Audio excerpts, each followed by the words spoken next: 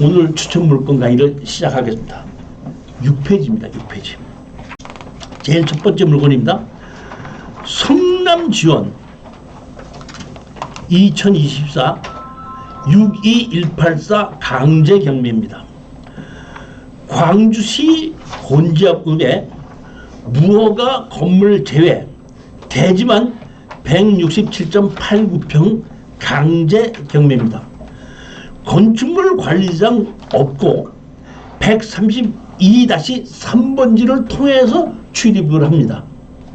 그러니까 우리가 낙찰받는 땅만 가지고서는 맹지에 건물 매각 재고, 건축물은 착공하고 허가한 적도 없고 아무것도 없는 무허가 건물입니다. 이것이 경매로 나왔습니다. 감정평가가 1억 8천이 된 것이 9천만 원까지 하락을 한 겁니다. 자, 보시면 근데 여기에 경매 물건이 1번하고 2번 두 개가 진행이 됩니다. 저는 1번을 추천한 겁니다. 1번은 건물이 있는 거고 2번은 건물이 없는 그냥 농지입니다. 근데 청구 금액이 얼마면은 2억 500이죠. 2억 500이다 보니까 예를 들어서 이것이 4억 8,800만 원이 3억에 만약에 낙찰돼서 잔금을 다 내서 경매를 청구한 사람이 돈을 다 가져가게끔 되면은 이 위에 있는 이 건물은 주택 건물은 취하될 수도 있습니다. 근데 반대로 위에 건물을 낙찰받고 잔금을 내고 난 다음에 그 다음에 이것은 그 후에 경매로 진행된다 그러면은 그것은 우리가 낙찰받은 기 때문에 나중에 잔여금이 남아도 취하되지 않는다 이런 뜻입니다. 여기에 보면은 감정가가 우리가 입찰을 하려는 감정가 땅이 2억 6,300만 원인데 무허가 건물이기 때문에 감정 가격을 1억 8,400으로 시작해서 여기 보면 49%까지 하락을 한 걸로 돼 있는데 49%가 아니라 사실은 34%까지 하락한 겁니다. 그렇지만 여기 아셔야 될 것은 건물도 무허가 건물이 있고 그 다음에 진입도로가 없다는 겁니다. 그러니까 우리가 낙찰을 받으면은 진입도로가 없는 거를 진입도로를 만들어야 된다는 얘기와 건축주와 합의를 해야 된다고 보는 건데 제가 판단하기에는 여기에 살고 있는 건물 주인은 앞에 농지는 포기하더라도 이 건물 자기가 거주하고 있는 건물은 지켜야 되기 때문에 협상은 할 것이라고 생각합니다. 자, 보시게끔 되면 여기 보면 삼합리 133m고 대지 555제곱미터입니다. 그렇게만 진행이 된 걸로 나왔습니다. 제가 보면 이거는 법원에서 이제 경매 지분을 때 부동산에 표시 이렇게 된 거였는데 그거를 제가 이제 옮겨서 여기다 우리 그 수강생들이 저 보기 위해서 옮겨 놓은 겁니다. 자, 여기 보시면 이렇게 돼 있죠. 여기 항공사진 보십시다. 항공사진 보시게끔 되면 여기 집이 있죠. 근데 여기 보면 여기 현황도로가 있는데 이 현황도로는 이쪽 집에 들어가는 거고 이 집 들어가는 여기 현황도로를 이용하는 겁니다. 용도 지역은 계획관리 지역이죠. 한번 다 보시면 잡으십시오. 여기가 무허가 건물이 있는 토지만 지금 매각을 해서 우리가 이걸 낙찰을 받는 거고 여기 보면 여기 앞에 요 앞을 이용해서 여기가 진입도로를 쓰고 있는데 이 진입도로에 있는 땅이 이 땅을 제가 등기부등본을 띄워봤더니 여기에 있는 아들이 아버지한테 상속을 받았는데 여기 진입도로는 상속을 받지 않고 아버지 이름으로 그대로 돼 있더라고. 저는 이상하게 생각했던 게 뭐냐면 여기 보시면 이렇게 이것이 지금 매각 제외 건물인데 여기 진입도로 이렇게 쓰고 있죠. 아니 남의 땅을 가지고 이렇게 자기가 장독도 같은 돈 그 이렇게 정원 같은 걸 만들어 놓고 이렇게 주차장도 만들어 놓고 이게 쓴다는 게 도저히 내가 이해가 가지 않았어. 이건 이상하다 싶어갖고 제가 이 앞에 도로를 쓰고 있는 걸 등기부등본을 띄워봤더니 아버지 이름으로 돼 있, 그러니까 원래는 뒷땅과 앞에 땅이 같은 주인이었댔어요. 그랬는데 증여를 했는데 앞에 도로를 쓰고 있는 거는 내비로 두고 뒷땅은 증여하고 아까 나머지 전 두 개는 증여를 했더라고요.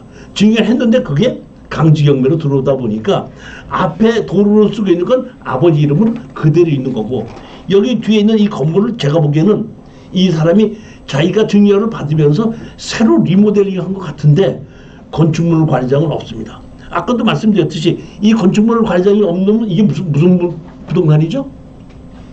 뭐가 건물이죠? 불법 건물이죠. 불법 건축물이 이거 어떻게 한다 그랬죠? 아까 건축물 관리장이 없으면 아까 얘기했을 때 뭐라 그랬죠? 이거는 형사 고소를 해야 된다 그랬죠. 형사 고소를 해야 되는데 형사 고소에는 형사소송법에서 몇 년이 5년이라고 그랬죠. 그러니까 항공사실이 5년이 넘었거든요. 그러다 보니까 이 자체로 무허가 건물약도 우리가 문제가 될 건 없다 그러지. 그러면 가장 중요한 건 우리는 돈을 벌자고 하는 거기 때문에 건물 주인을에다가 내가 내 땅을 다시 팔든가, 아니면 건물을 내 걸로 만들고 앞에 있는 땅까지 같이 내 걸로 만들어 가지고 제3자한테 팔든가 해야 되는데, 제가 판단하기에는 여기서 이 사람이 자기 앞에 있는 농지는 팔아서 빚을 갚고 자기가 지금 거주하고 있는 집은 그대로 유지해야 되기 때문에 80~90%는 우리 낙찰자에게 땅을 다시 사겠다고 하는 확률이 아주 높다는 얘기. 그러면 얼마에 팔죠? 얼마에 팔아요? 감정가. 감정가가 아까 얼마나 했죠? 2억 얼마였었죠. 2억 얼마인데 깎아달라면 깎아줘서 뭐 1억 2천이든 1억 3천을 판다고 하더라도 우리는 그 이상의 가격으로 낙찰받은 그 마지막, 그러니까 여기 가격이 얼마나 보지 말고 마진이 얼마나 남을 거냐 해서 내가 이 정도에 샀으니까 너한테도 이 정도로 주면 하고 나도 양보를 하고 난 내 수익만 볼 걸 생각해야지 이 땅 감정 가격이 얼마니까 얼마나 달라 이렇게 욕심을 내서는 안 된다. 협상을 할 줄 알아야 된다. 그러니까 낮은 가격에 팔려면 내가 낮은 가격으로 사야 된다 이런 뜻입니다. 무허가 건물 양성화 방법 이게 있죠. 건축 시기에 따른 양성. 이 시기에는 무허가 건물 양성하는 것은 보면 건축물 대장 생성 신청 하는 방법이 있고, 건축 신고 이행 강제가 한번 납부하고, 현재 아까 얘기했듯이 현재 있는 건물을 옛날에 건물이 진 것을 그대로 지금 허가를 신청을 하고 착공계를 내고 준공계를 내는 방법입니다. 두 가지 방법인데 이거는 양성화를 하는 게 아니라 지금도 이렇게 진행되고 있는 겁니다. 이거를 제가 질의했던 것이 한 8~9년 전이거든요. 대신면에서 이렇게 하고 있다는 얘기. 그러니까 양성화 방법이 없어도 이렇게 건축법에 어긋나지 않으면은 이러한 방법으로 건축물 관리장을 만들 수 있다 이런 뜻입니다.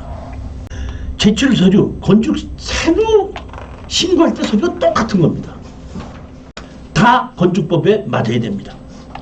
여기 보면 근저당 설정이 여기 보면 하나가 있는데 이 근저당 설정이 뭔가 봤더니 그 국세청이 압류를 한 건 하더라고. 보면 압류가 아니라 설정을 했더라고요. 그리고 요 땅이 보면은 뭐냐면 이충구였는데 뭐야? 증여해서 이남현도로 바뀌었죠. 여기 보면 이 누구죠?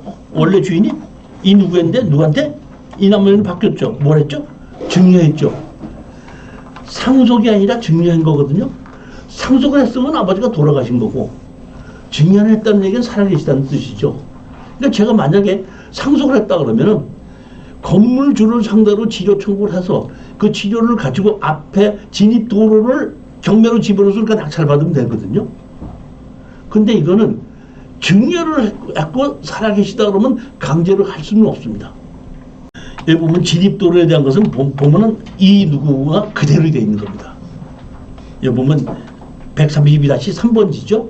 이거는 진입도로인데 아버지 이름은 그대로 되어 있고, 우리 거는 여기 보면 경매로 진행이 되어 있고 이렇게 되어 있고, 여기 보시면 아까 기준권리가 뭐냐면 근저당 또한 있죠. 여기 근저당이 뭔가 봤더니 2000 세무서에서 세금을 안 내다 보니까 압류할 수도 있는데, 요새는 보니까 그 연락이 오더라고요. 당신 세금 낼 게 많은데 그 아무거라도 지금 당신이 가진 부동산 하나를 그 설정을 해놓든지 압류를 하려고 하는데 어떤 걸 해놓으면 좋겠습니까? 뭐 이렇게 물어보더라고요. 세무서에서 연락이 오더라고요.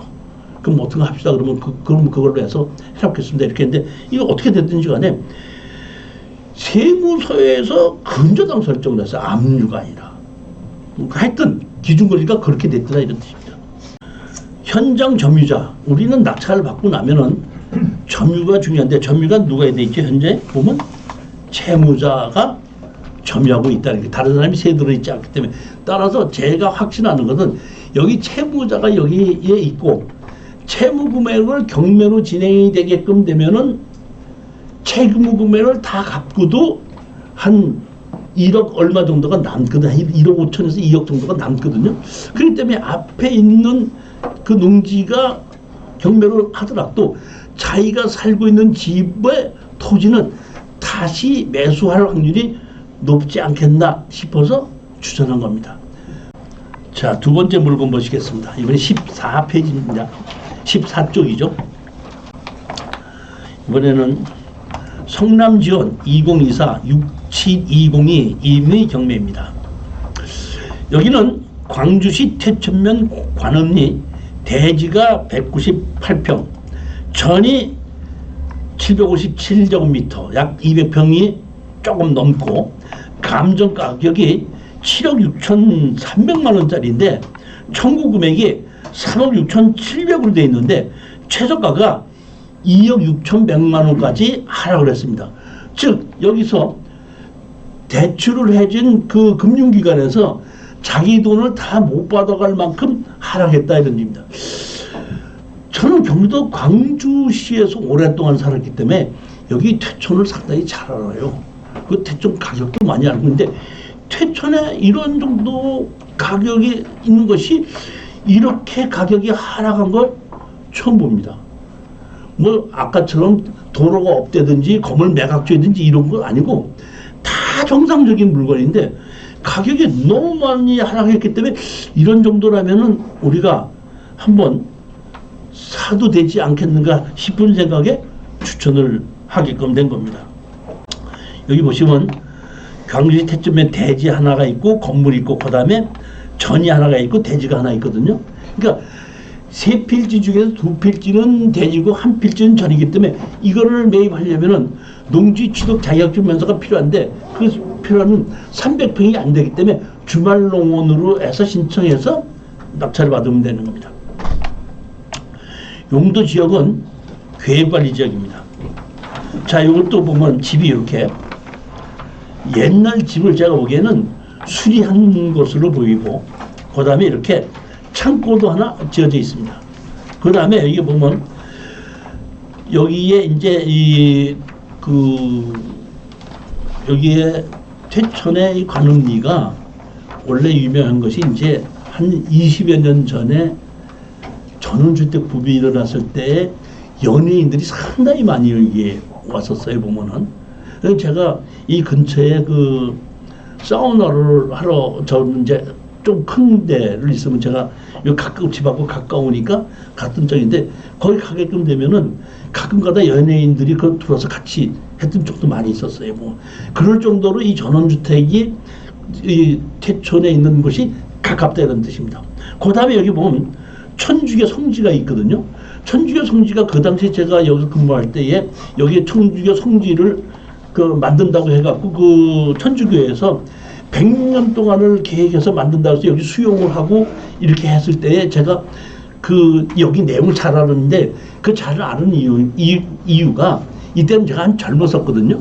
그래서 제가 교회에 차를 갖고 운전을 하러 다녔었는데 여기에 우리 그 교인이 있었기 때문에 교인 때문에 제가 차를 가지고 봉고를 베스타를 가지고 여기 가서 항상 주말에는 교회 갈 때 여기 그 태우러 갔다가 태우러 오고 그럴 때면 여기 잘 알아요 보면. 근데 그 당시에 수용을 하면서 100년을 개최해서 천주교 성지로 만든다고 하고 여기 입구에서 쭉 보게끔 되면 그 올라가게끔 되면 음식점이나 이런 것이 상당히 많은 그런 곳에 있는 곳인데 거기에 이렇게 가격이 하락한 걸 제가 처음 보기 때문에 그러니까 특수경매 물건은 아니고 일반 물건이지만은 제가 추천을 한 것입니다. 여기 보면 기준 권리 해가지고 여기 보면 4억 8,400이 돼 있고 여기 청구를 3억 6,700을 한 겁니다. 여기 보면 소유자 외 다른 세대 전입은 없음 이렇게 돼 있죠. 보면 여기 등기부등본에 이렇게 보시게끔 되면 그 강남에 사시는 분이더라고요. 여기에 등기부분 그러니까 여기 보면 강남에 계신 분이 여기를 전원주택으로 왔다 갔다 하는 걸로 세컨드 하우스로 해서 쓰고 있었던 것이 아닌가 싶은데 그분이 경제가 어려워졌는지 지금 이것이 경매로 나왔고 지금 경매가 나온 것이 이렇게 하락을 많이 했다.